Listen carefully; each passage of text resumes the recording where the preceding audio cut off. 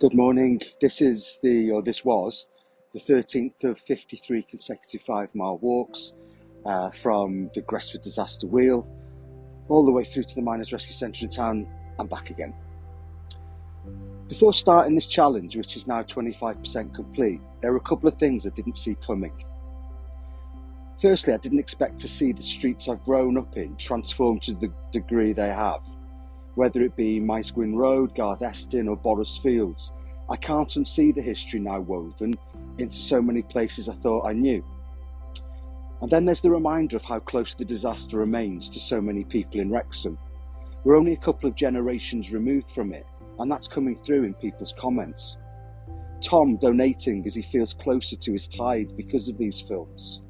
Cerys, who was donated in memory of her great-granddad Josiah Jones, captain of Gresford Rescue Team 2, and Gareth, who was also donated in memory of the Anders brothers, who swapped shifts with his great-grandfather on that fateful day.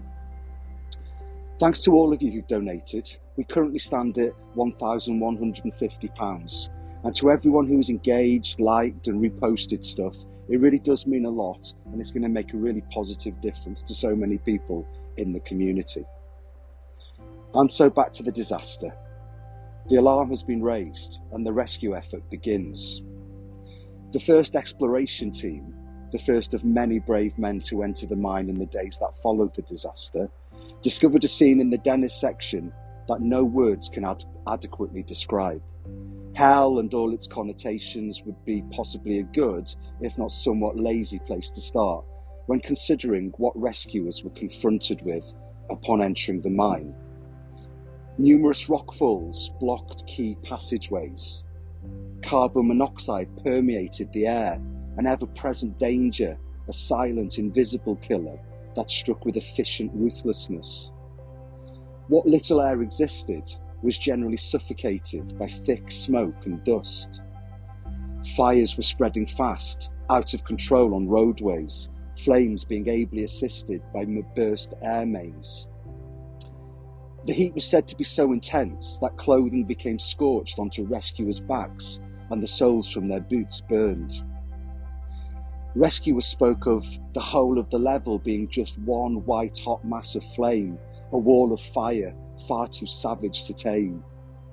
Rescuers struggled through passages where coal tubs had overturned, girders had twisted, roofs and walls had collapsed, and wooden roof props would spontaneously burst into flames. And then there were the dead bodies of miners that many of the rescuers would have encountered. Tragically, too few of them, as only 8 miners, excluding the bodies of 3 rescuers, would be recovered. They were comrades, men cut from the same cloth, Wrexham lads and men.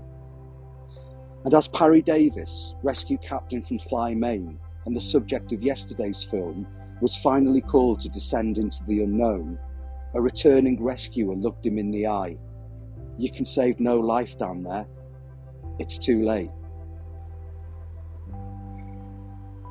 Today's walk was dedicated to Ernest Edwards, Frank Edwards, James S. Edwards, John E. Edwards, and Joseph C. Edwards.